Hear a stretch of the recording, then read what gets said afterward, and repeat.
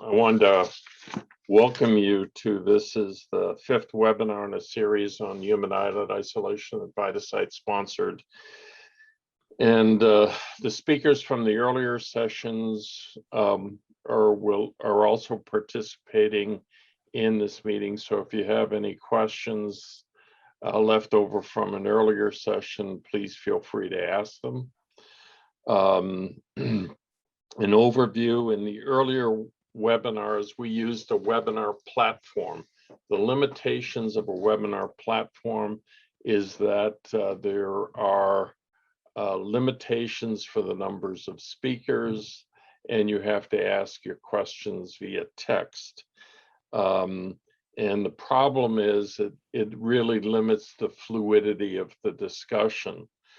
So what we did in this webinar is changed it to a Zoom meeting where literally anyone can talk at any time.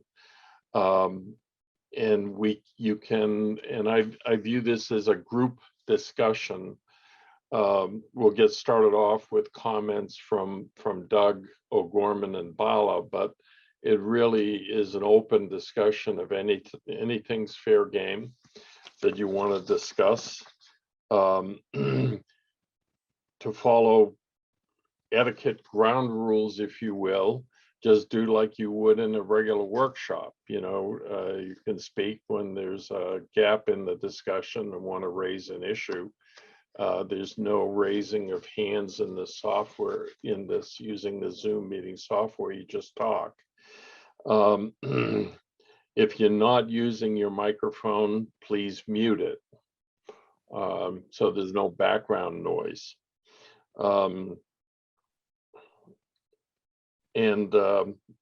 As I noted in the description of this session, what this is really on is an extension of a technical discussion that VitaSite sponsored at the IPEDA meeting that was held at the end of October. That, of course, because the limitations of time was only for a half hour. This will be for an hour, but if you wanted to carry on, we've got this session reserved for 2 hours, so there's no problems if some of the discussion does go over a little bit. There was a handout that you could download off the website. Those are the questions and answers that Doug and Bala prepared for that session. And again, as I mentioned, both Doug and Bala are participating, and we'll kick off the discussion. Just to give you a little background, Doug began working in the islet isolation lab at the University of Alberta in Edmonton in 2001. Since they do about 100 transplants per year, and he's been there 20 years with a 50% success rate for transplants, he's done over 4,000 islet isolations from organ donors.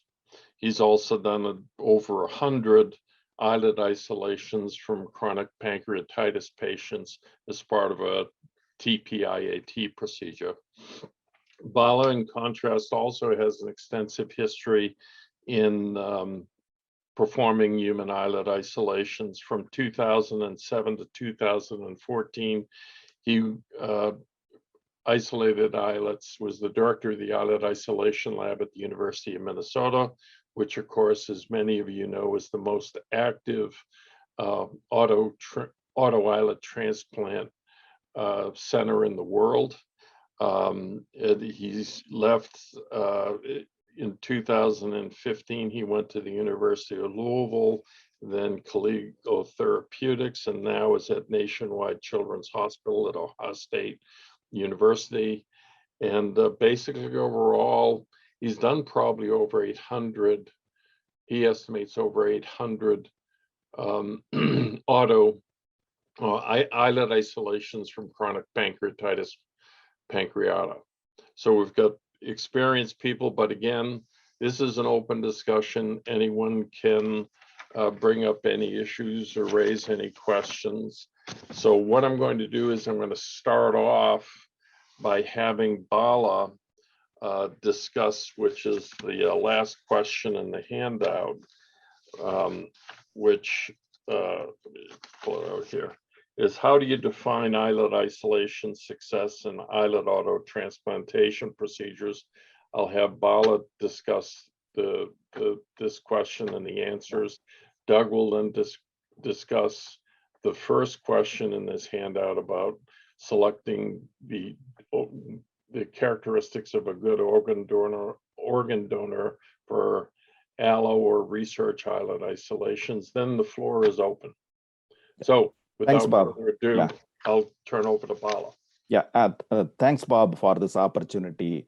I would like to discuss this with our islet isolation scientist to define what is the success. How do you really define the success for islet autotransplantation? As you all know, in the case of clinical islet autotransplant or even research human islet isolation, if we don't achieve more than 200,000 islets, I'm telling 200,000 as a kind of minimum number. Generally, we know that this is not a successful islet isolation. In the case of allotransplantation, again, it is very clearly defined what is success and what is failed. But in the case of autotransplant, there is no real definition. In the literature, I have seen transplantation of less than 5,000 islets from a full pancreas, from a chronic pancreatitis pancreas.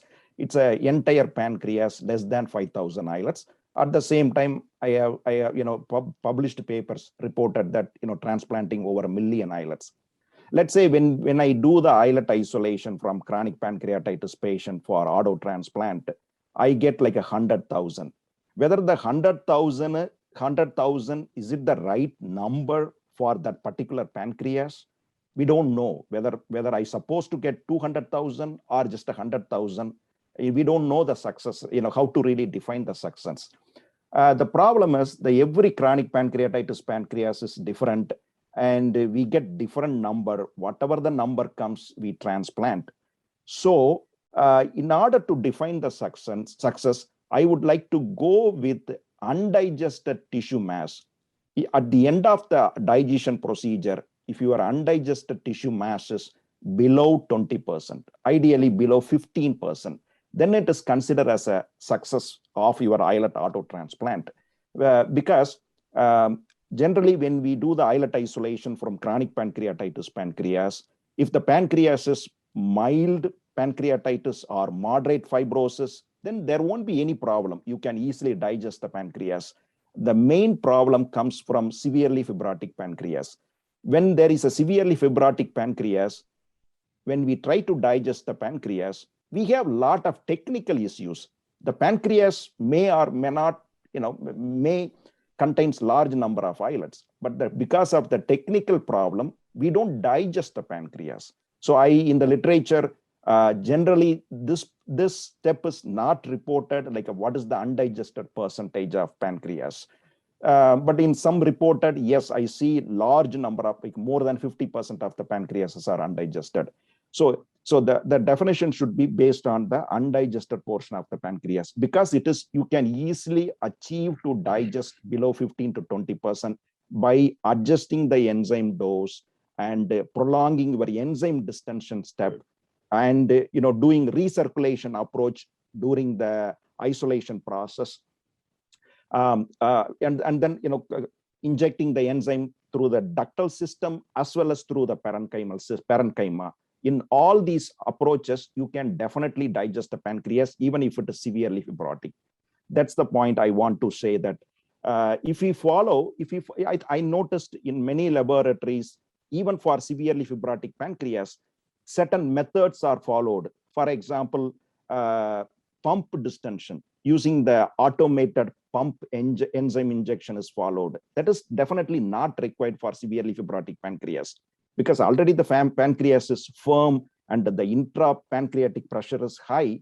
The pump cannot really inject the enzyme. In that scenario, the best approach is using the hand syringe injection, so that you can feel the pressure, how much is, whether pancreas really receiving the enzyme or not. That is, one of the steps. Naturally, you need to increase the collagenase dose to almost more than 28 Wundt unit per gram pancreas. Definitely, you have to have that number. Otherwise, there will be a problem in digesting the pancreas. And the other aspect is, in many laboratories, I noticed that the enzyme duration is somewhat fixed, 12 to 15 minutes. Generally, they don't, because that's what their BPR, batch production record defined. No, I think you can really go beyond that 15-minute enzyme distension. It is really required. And then the parenchymal injection is another way to really introduce the enzyme.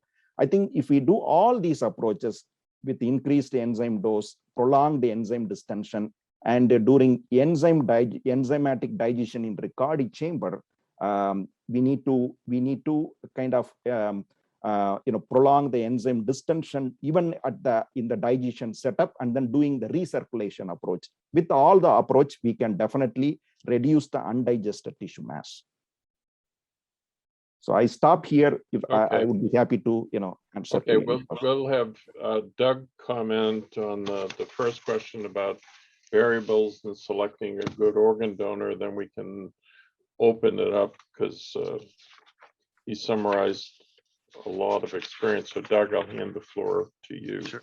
I actually got a question for you, Bala, before I start. What's the percentage of cases where you see a failed auto digestion then?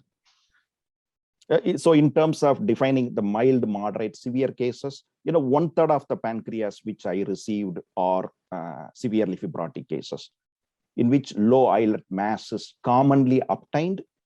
We don't know, is it because of the pancreas contained low islet mass, or is it because of the technical difficulty?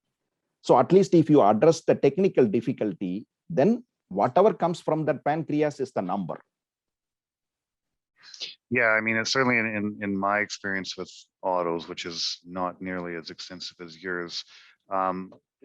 Typically we don't see too many pancreases that are coming at such a fibrotic state where they're basically undigestible. It's we've only had a handful. I think in our setting we actually abandoned the auto procedure prior to, like in the OR. We'll defer doing the auto pancreas isolation just based on the condition of that organ. So we don't necessarily see that, but I was just curious to see how many times or what the prevalence of a failed digestion is in a larger setting. I think, as I said, it's 1/3 of the pancreas are severely fibrotic. It's very difficult to know, whether the pancreas which I am going to get, it's going to be severely fibrotic or not. But very commonly we see those ones. And then, again, in the case of mild and moderate fibrosis cases, you don't have any problem in injecting the enzyme intraductally. Then automatically you will digest pretty much entire pancreas. I think the problem comes, for the severely fibrotic cases. Thanks, Bala. Okay, I guess I'll move on to my little spiel here about donor selection in a clinical allo setting. So just a little background. The data that I am basing this off of is basically from 2007 till current day. So this is all the GMP grade enzymes that we've used.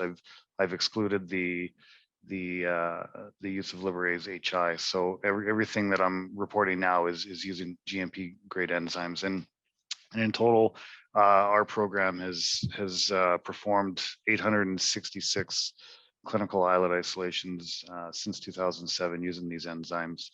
And for me, it's always one of the questions that I always typically get from people that are coming here to train or just through correspondence with various colleagues is it really boils down to donor selection.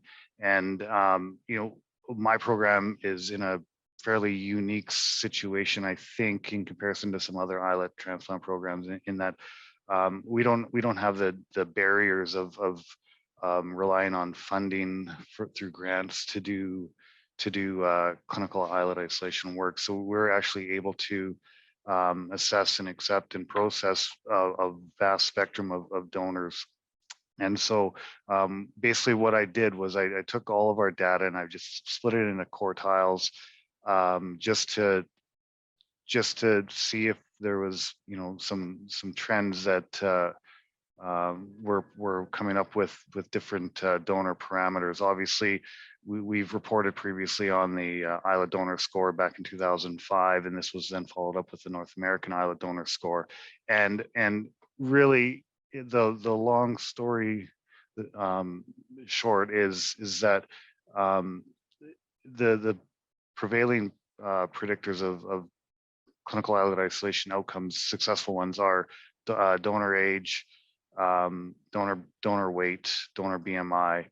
Those all tend to lead to, you know, higher islet yields.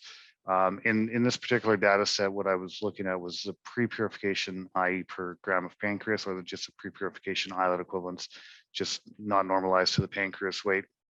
I wanted to reduce or eliminate the variability you might see with purification, especially with the young donors.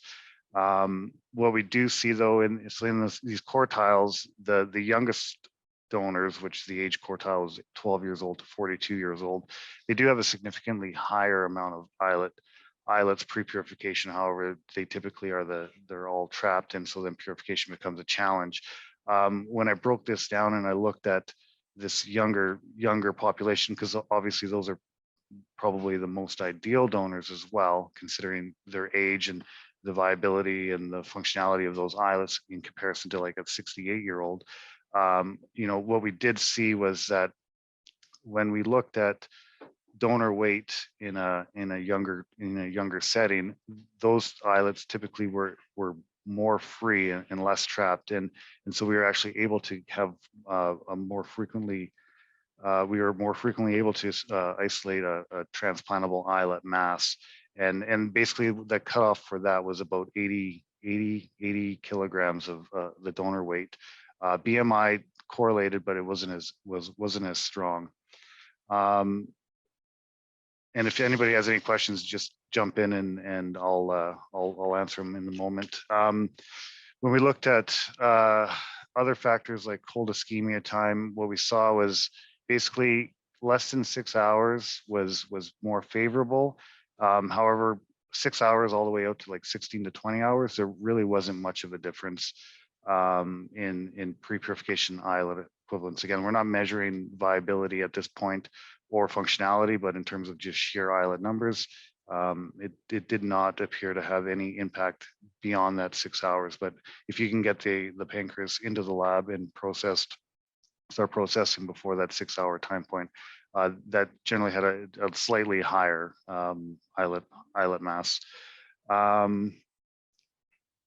When we looked at the donor type, so whether they were cardiac DCD donor or a DVD donor, and in our case, we actually do have some MAIDS experience using MAIDS donors, which is medically assisted suicide. We have a small cohort of maybe 9 or 10 cases. We have not seen any difference between DCD and DVD donors. When we look at cause of death in those DVD donors, again, non-traumatic brain injuries, so your CVAs, your ischemic strokes, subarachnoid hemorrhages, versus traumatic brain injuries, anoxia, overdose, there really is not that big of a difference between all these donor types. And again, this is over about 860 isolations. What we do see though is that with the DCD cases, the longer the cold ischemia time goes out, the poorer the outcome of the isolation. So certainly DCD cases in our setting, we'd like to have them in the lab less than 12 hours, preferably less than 8 hours. But that doesn't necessarily happen all the time. So in those cases where the ischemia time is extending out, we tend to see a poorer outcome in the isolation. And then, I mean, basically when we look at the younger donors, again, with whether enzyme, how we can maybe adapt or modify our process with with the younger donors. We're currently looking at, increasing the non-collagenolitic component of that enzyme, whether it's thermolysin or BP protease. And to date, we haven't seen much of an improvement yet, but I think what's important to note is that, it's very preliminary, our data, but what's important is that increasing of the digestion time in these cases, regardless of the enzyme dose, will not actually free up any islets. We see a very moderate, it's almost flat change in percent trapped over the duration of the digestion period. So typically, if you're seeing 70% at 10 minutes, you're going to see 70% at 30 minutes. If you're seeing 18% at 12 minutes, you're going to see probably around 18% at 20 minutes. So I think the key message is don't extend the digestion time to try and free up those islets, because it's not going to happen. And I guess I'll stop there and see if anybody has any questions or if they want to chime in. So, Doug, I have a question. So, you in your experience, long cold ischemia is always associated with low islet yield. What do you think? What is really happening? Because in the case of whole organ pancreas transplant, even if the pancreas is, long cold ischemic, it really works very well. But in the case of islet isolation, whether islets are fragmenting or whether islets are somehow disappearing, or it affects the enzymatic activity of our collagenase and protease, or maybe the exocrine cells are releasing a lot of proteolytic enzymes. That's why we have a poor islet yield. Generally, in your experience, what could be the reason? Let's say you have an ideal donor of body weight of greater than 100 kilogram. Okay, so that pancreas will give good islet yield.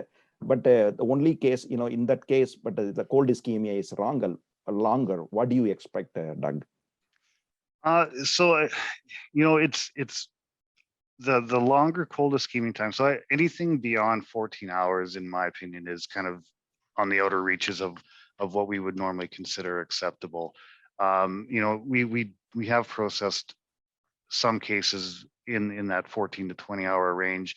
But again, those are the most ideal donors. We're not accepting a marginal donor with 20 hours.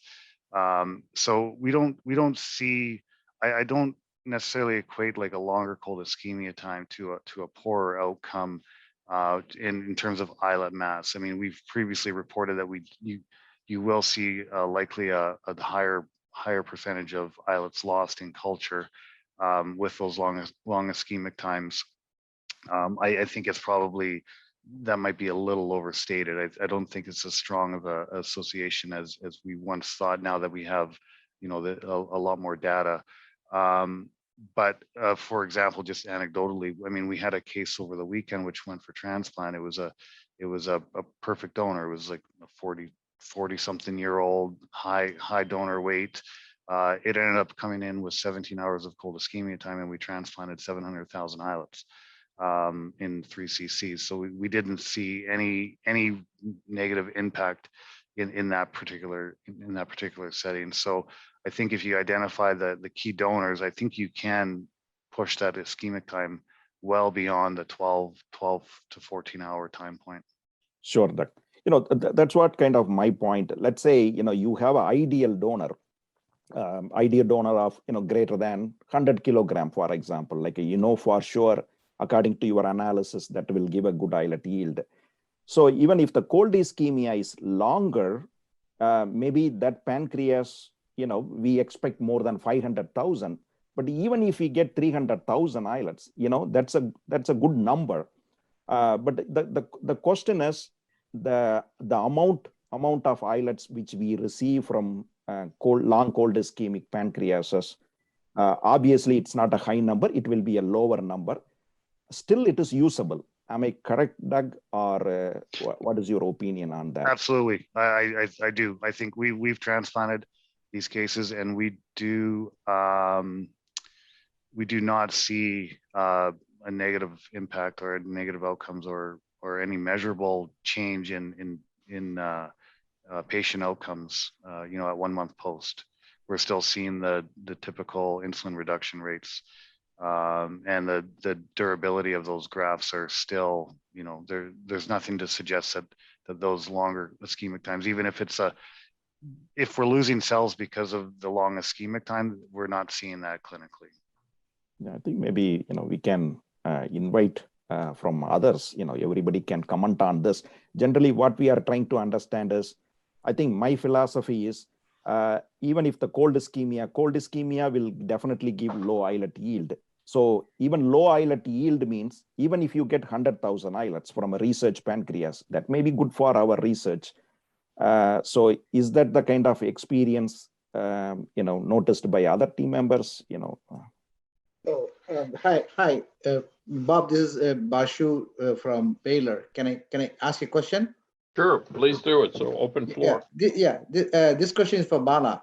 See, you had mentioned that for a severely fibrotic pancreas, hand injection or interstitial injection through syringe is preferred. See, in our experience, sometimes we do see the main pancreatic duct is blocked due to calcification or due to fibrosis. What we try to do is inject the enzyme as much as possible through the main pancreatic duct, because we believe that injecting that will get free islets, whereas the interstitial injection can lead to more embedded islets, leading to the more islet pellet volume, and that is not really welcome by the transplant surgeon because they worry about the increase in the intraportal pressure. So injecting the interstitial, is it the last resort, or you can go up front? No, I think the first approach is through intraductal injection. The parenchymal comes only in the last stage. No matter what, you try to inject through your pancreatic duct. What I specified is, instead of using the automated pump system, to inject the enzyme, so it's a hand syringe would be the best. Correct. So I have a question to both of you. Bala has always proposed that adjusting the neutral protease dose according to the condition of the pancreas can give you more free islets. Doug just mentioned that he doesn't see any change by changing the thermolysin or BP protease. So how do you come to the same statement? Like, is there a consensus here? Or? Yeah. I think our approach. See, if you think logically, what is happening during young donor islet isolation? As soon as pancreas is in the Riccardi chamber, you start shaking the chamber. You can see the release of large chunk of islets with the exocrine cells. That's what is commonly you see it. As soon as you start shaking the chamber, you see a release of large clusters. So how do you really avoid that? So there are three scenarios. Just not only increasing the protease will not give free islets. So you have to increase the protease. You have to prolong the enzyme distension. If you stick to your enzyme distension to 12 to 15 minutes for the young donor, you may not see any great advantage. So basically, you are trying to digest the pancreas in a static condition. As you all know, before the Riccardi procedure comes, in most of the centers, use static digestion approach. You inject the enzyme and keep it at 37 degree. There is no shaking procedure. So it's a old trend, but using that old trend, there is a possibility that you are allowing the enzyme to digest while injecting the enzyme in the distension step. So the combining those three things, increase your protease dose, prolong your enzyme distension, and don't shake the chamber while digesting the pancreas. Just like a mild mixing of the chamber would be sufficient to get free islets. If you don't follow any of these steps, naturally you will end up in all mandate islets. I think even in our published paper in AJT, we specified these points. So I hear from many of my colleagues, okay, I didn't get free islets. Okay, the reason is if you try to follow all these three steps, because that's what it's clearly described in our paper. Yeah, Doug, Wendy Morrison had a question. Yeah, so the question was Clarification. extending digestion times relate to autologous fibrotic pancreas. I would say no. I think the approach and the mentality when doing an auto would be you're trying to maximize the digestion of that pancreas. So again, in our setting, we don't purify our autos very often.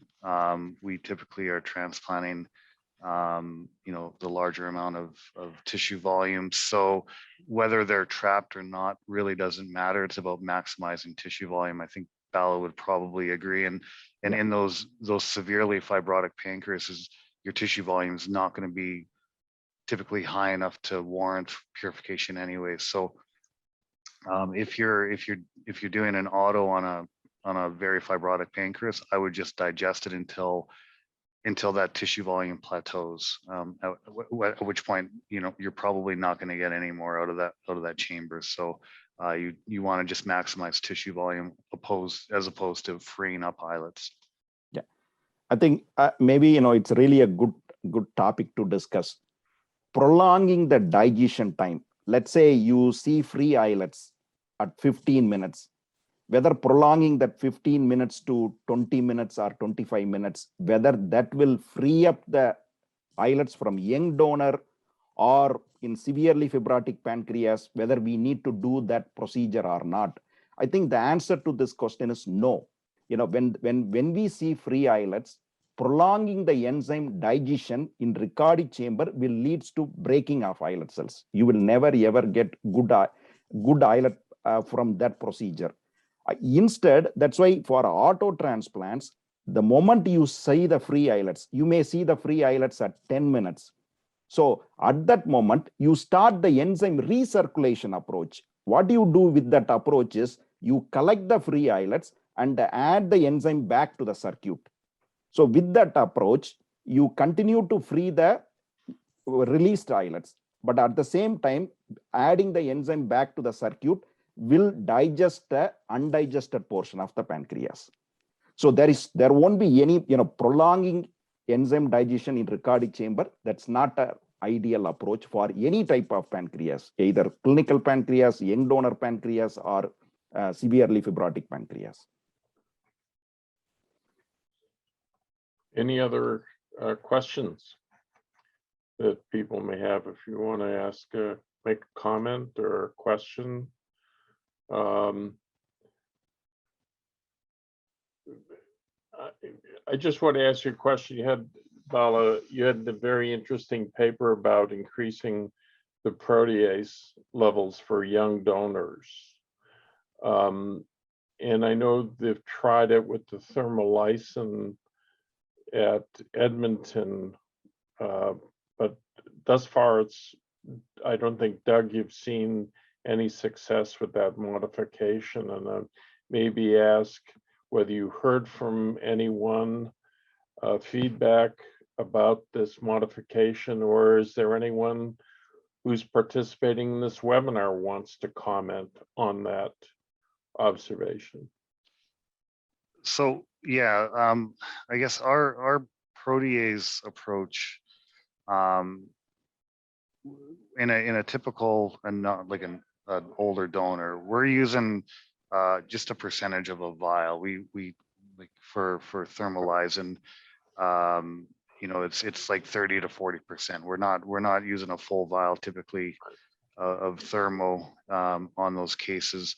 In the younger donors, we've gone upwards of 2 full vials of Thermolysin from the MTF product, and for the VitaSite, the same thing. We've like quadrupled the dose, and it's a coin flip whether we get free islets or not, regardless of the donor characteristics, donor weight, donor age. We're not seeing a clear improvement in the number of free islets. But what you do see is those islets are just chewed right up, and they don't survive to the end of the case. They look pretty ragged, and purification eliminates a lot of that debris, and then so you have a very low islet yield, and then even post culture, it's worse off. So I don't know if maybe we're gone beyond where where that optimal dose might be. That's not a bad thing, because at least we know we can walk it back and see if there's a point where that dose per gram of pancreas may be beneficial. And that's kind of where we're at right now, is just evaluating what the outer limit is. And I think we've kind of established like 4,000 caseinase units and 40,000 NP units per gram of pancreas, depending on the Thermolysin. That's kind of where we were at the outer reaches of our experience anyways. Yeah, there is a difference in the units and how the concentrations of Thermolysin is calculated when you use our Thermolysin versus the Roche Thermolysin, which some of you may know. We found if we measured the specific activities of the Thermolysin based on A280s, in the past, our Thermolysin was identical to Roche's Thermolysin. What they did was, when they made the MTF, they changed the extinction coefficient, determined protein concentrations, so that this is older data, but done maybe 3 or 4 years ago. But long and short of it is, what Roche lists as 15 milligrams, we determined that's actually 24 milligrams in our units or in Liberase units. So it's much higher activities in the Roche MTF Thermolysin than what was seen in the Liberase products.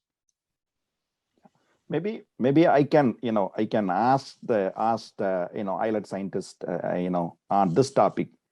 Let's say you have a pancreas from young donor, let's say 15 years old donor, and that is, you are planning to use that donor islet cells for a transplant.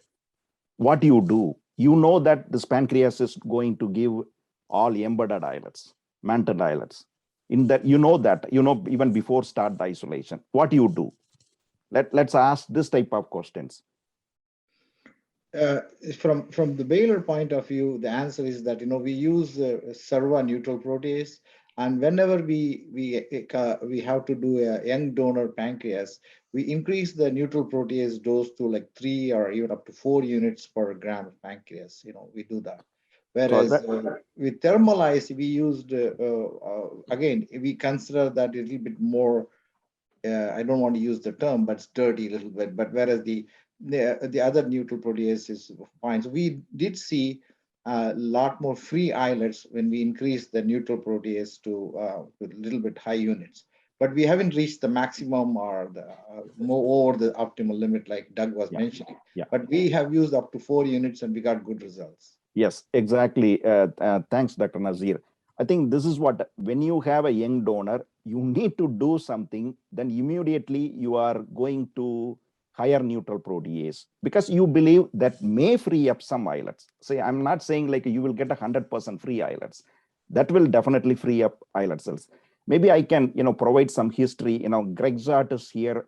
So for the first time, I saw free islets from young donor, like a 15 years old donor, only by Greg Zart isolation. Greg Zart is the first person to really show nice free islets from young donor. So until then, I was under the impression that that is the anatomy of the young donor. So no matter what you do, you cannot get free islets from those kind of pancreases. Then we went into further analysis, how he got free islets. So in that scenario, so one was very clear to us. He was using higher neutral protease compared to collagenase. There is a collagenase to neutral protease ratio that's we commonly follow for any isolation. But Greg Zart procedure in which the neutral protease dose was slightly higher. So then, then we know in order to digest the peri-islet basement membrane, we have to use protease. It can be neutral protease or BP protease or thermolysin, but we need to increase the protease, because if you increase the collagenase is not going to free up that peri-islet basement membrane and free the free islet cells.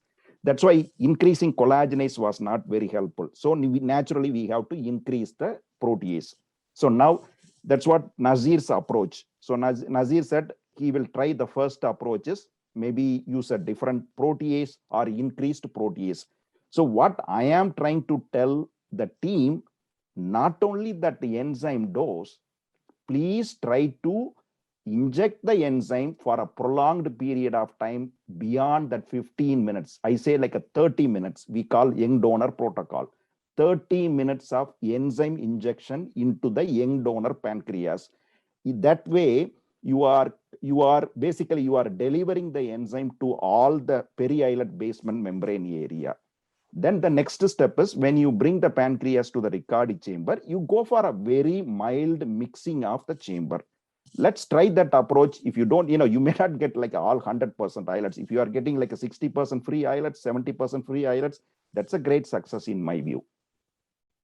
Bala, Sid asked you a question via chat box, if you can see it, about your experience. Can you draw some parallels and differences between adult and pediatric severe chronic pancreatitis cases? Does the interstitial approach work uniformly for adult and pediatric cases? Yes, our first approaches always try to inject the enzyme through the ductal system, even if it is a calcified pancreas, whether it's a pediatric case or adult cases. Then naturally, if you cannot inject or, at some point, you have to go to interstitial approach, either for severely, for adult case or pediatric cases. I think since Siddharth brought this point, I would like to share with you, again, I don't know whether, our islet scientific community really knows this or not. Even in pediatric cases, surprisingly, 4 years old, 5 years, 6 years old pediatric chronic pancreatitis patients, the pancreas is already severely fibrotic. Many cases, especially because of the genetic mutation. In our general opinion is, because of alcoholism in adult cases, you may see a severely fibrotic pancreas. It's not. Even in pediatric cases, we see severely fibrotic pancreas at the earlier age.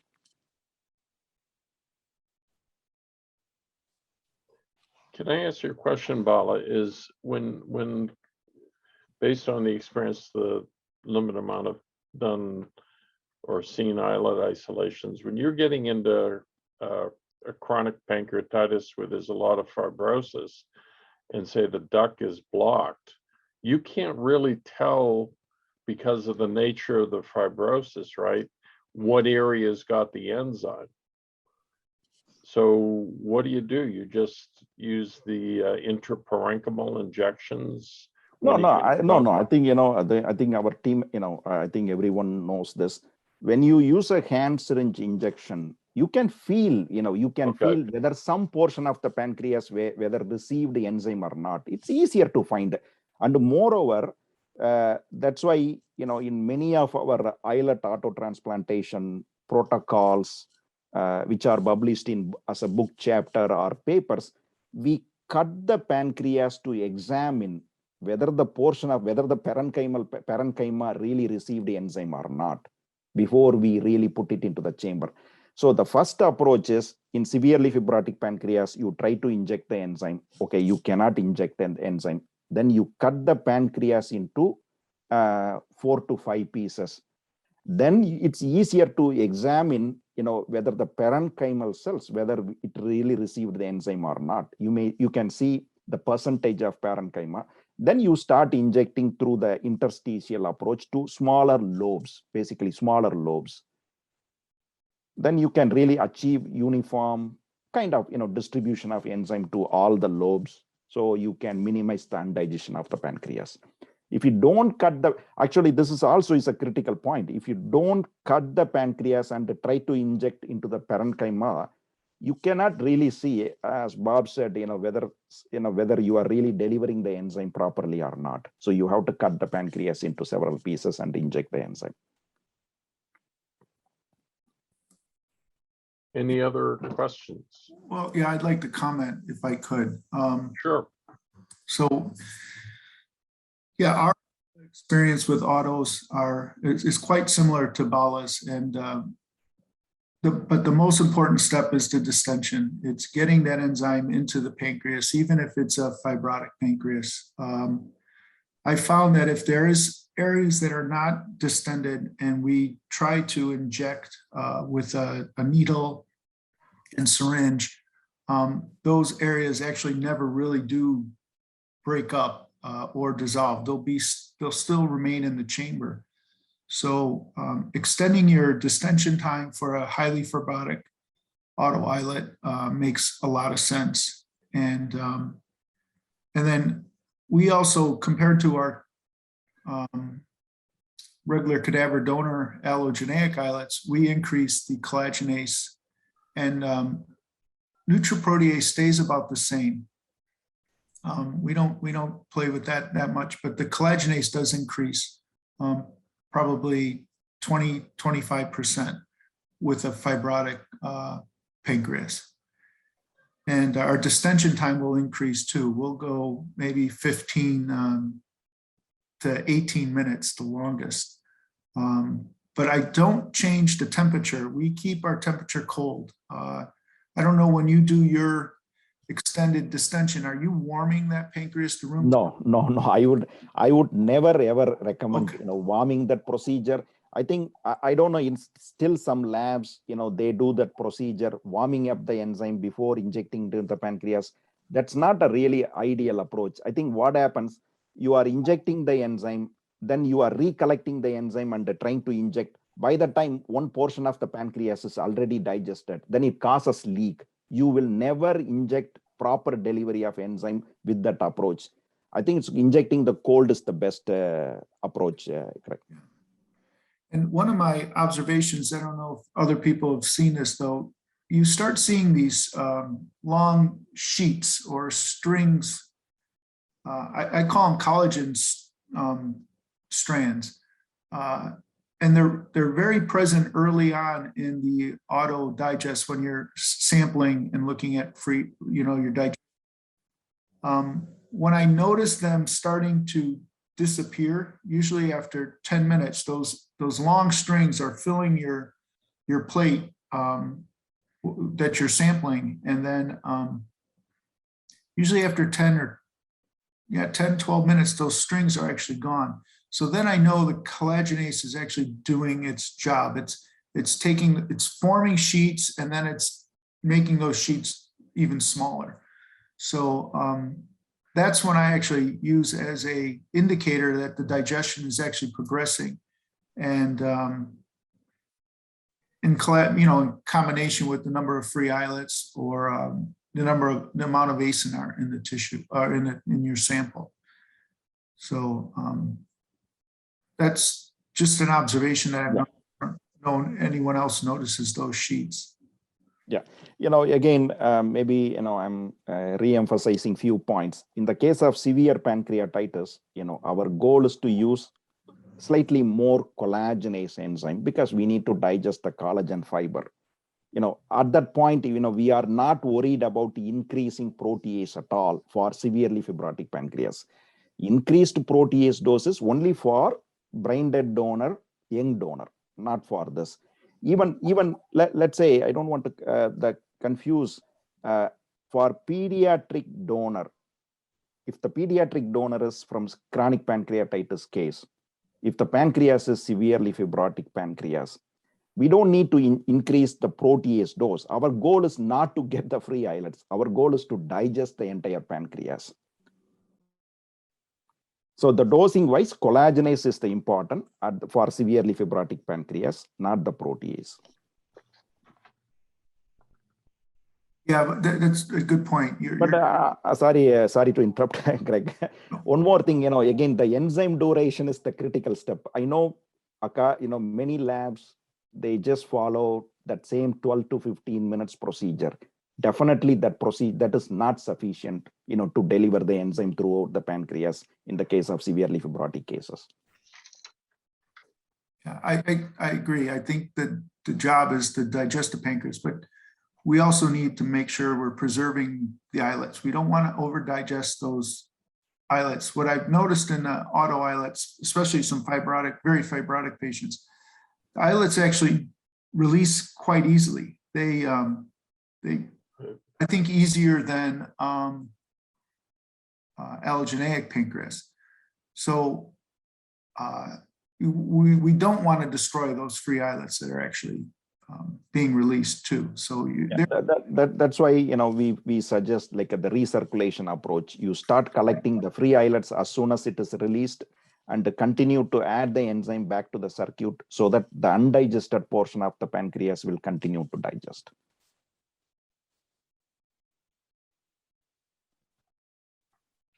Is there any other questions? Actually, I have a question for Josh based on his presentation.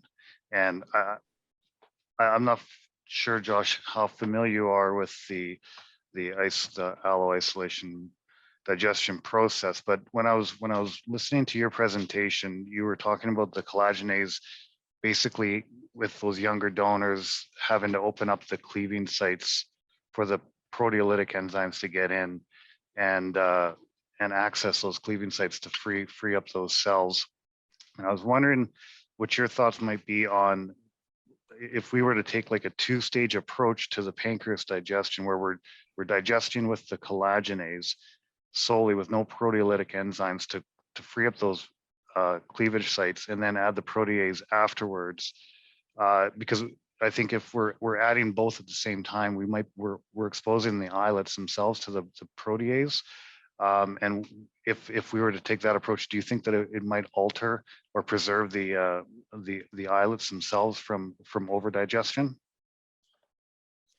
Okay, I never actually seen an islet in my life.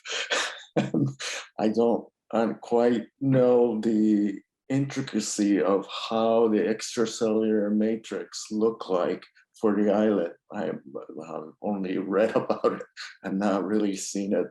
So I may not be able to answer it really well, but there are two types of collagenases, and they really differ in the way it approaches collagen. And what you're suggesting to use in sequential fashion, or the alternate, that may actually preserve islet. It may actually, because bacteria evolved to basically digest, not really to preserve the cells. For them, we're just food. Mm-hmm. So by changing, maybe starting out with the col H, which is C2 in your language, to just loosen it up, and then let the col G, which is in your language is C1, add C1 to start destroying them. And this C1 is more like a planar. It really is a processive type protease. So that and monitoring the cells, that might really help. The alternate approach perhaps is that maybe starting out with the thermolysin or the neutral protease plus the collage C2 to basically loosen up, make enough cuts, and then let the C1 to start attacking, collecting the cells that might increase the number of viable cells. But this is, you're asking biochemists that are looking molecules and they not quite understanding the intricacy of the. No, absolutely. I appreciate the answer. It's something that struck me though, when I was listening to your presentation, is maybe throwing the whole kitchen sink at the pancreas from time zero is not the most elegant or a logical approach, and we should maybe try and Yeah. ease into the digestion rather than trying to just blow it up and collect as quickly as possible. So I appreciate your insight though. Thank you. Yeah. So Doug, I actually have a comment. I tried it. Early on, I tried just using collagenase, never using nucleoprotease, or at the time Thermolysin. It ended up with nothing ever digested. But I never thought about adding the nucleoprotease after the collagenase was in there alone. And we reported a paper with using the SERVA, where we would add the neutral protease at a time point during the digestion, because I think and there was some cases where we didn't have to add it at all, and we were able to get free islets. However, again, it was approach that we took at a time when we couldn't get that SERVA product to really work for us, and so. I don't know. It's just something that's always I've always wondered why we're just trying to blow this thing up and try and collect the shrapnel rather than trying to come at it with a more elegant approach.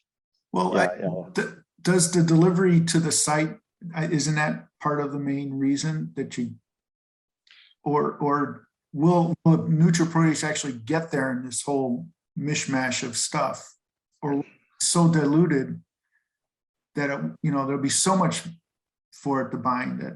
That's what I'm not entirely certain whether that might be the case. So the delivery for sure, that if it's being diluted, that might be a concern, but it's just It'd be a good experiment. It's an experiment for I sure. think maybe at this, I would like to share my experience. I know, Tatsuya and Doug, tried that approach, just injecting collagenase, then followed by neutral protease. And in some cases, they didn't even necessary to add protease to get the islet cells. And but Daniel Brandhorst, this is all done back in 2007, 2008, when we are trying to standardize that SERVA enzyme. At the time, Daniel Brandhorst in Sweden, he did the other way around. He injected the neutral protease first, then followed by collagenase, because he felt, injecting the neutral protease is necessary for peri-islet basement membrane digestion. So in my approach, because we always do split lobe experiment. We split the pancreas into 3 lobes and digest each lobe as like an independent islet isolation. I think we learned a lot from those type of isolation, because you have a control lobe all the time. Either it may be head or body or tail, because we alternate the lobe for every experiment. So you have a control lobe in which your standard enzyme is commonly used. One of our experiments in which we used just a collagenase alone to one lobe, only neutral protease to other lobe, and collagenase plus protease as a control lobe. So in collagenase, just collagenase alone completely digested the pancreas. But the only thing is it was chunky. They were they are not free islet cells. They are like a clusters of islets. So that means that's a clear indication that we need a neutral protease to digest the peri-islet basement membrane. Otherwise, collagenase can digest the collagen fiber, but in order to release the islet cells from fibronectin, laminin, and other portion, we need a protease. And just protease alone will never digest the pancreas. So that was kind of our experience in split lobe experiments. Yeah, I think that this Bob talking, the comment that I was going to make is that I've often thought is what Greg had mentioned about, the ease of release that there's, because there's so much. I assume there's more experts in the audience than I, but I'd assume that the extracellular matrix has got so disrupted in fact, the ideas that you're mentioning, Doug, would be interesting to try, but you're always going to have to use a protease because that accelerates the digestion of the denatured collagen, if you will. It just accelerates it. But the question really gets into is, you know, as many of you know, I mean, purified collagen alone isn't that damaging to cells because it's an extracellular matrix protein, assuming it doesn't have any contaminating proteases. So it's an interesting thought to play around with those concepts and add the protease later. So we've come to the end of the hour. Is there any questions? If there is not, I don't see any. I want to thank you all for participating in this session. We will send out an email with a link to the recording, and also if you can just complete a short survey. Bala. Yeah, I think I have one question again to Doug and Tatsuya. You are all the experts. If you have a lean donor, your body weight of the donor is like a less than 50 kilogram. So have you ever really got high islet yield from those type of pancreases? Not reliably. No, but at least like, in terms of, can you say like if you check the lean donor in which, yes, I have some excellent islet yield from those donors. How often, like what kind of percentage? Is it really, are we getting good number from those type of pancreases? Probably, I would say less than 5%, probably. 5%. I think, top of my head. So I think, that's what, over the year, we learned that no matter what, maybe the lean donor, they don't have many islets in that pancreas. Because no matter what you try, you don't get high islet yield from those pancreases. No, I agree. I mean, if I see anything under, we don't have set cut points for donor assessment, but I mean, anything under 60 kilograms is usually like a, it's probably not going to work. But again, we'll try it and see what happens. And but it certainly, we're not expecting it to be a successful outcome going in. Yes, thank you, Doug. There's one last question. Wendy Marison asks, can I ask a basic question, and it's to the whole audience? Does the addition of nicotinamide into the digest give better efficacy or improved isolation yields for auto-digest? Is it definitely required? I'm just starting out and know very little. Any comments? I think from a published papers, adding nicotinamide, to our islet isolation enzyme solution or in our collection solution, naturally they don't increase the digestion efficacy. They may increase the quality of islets.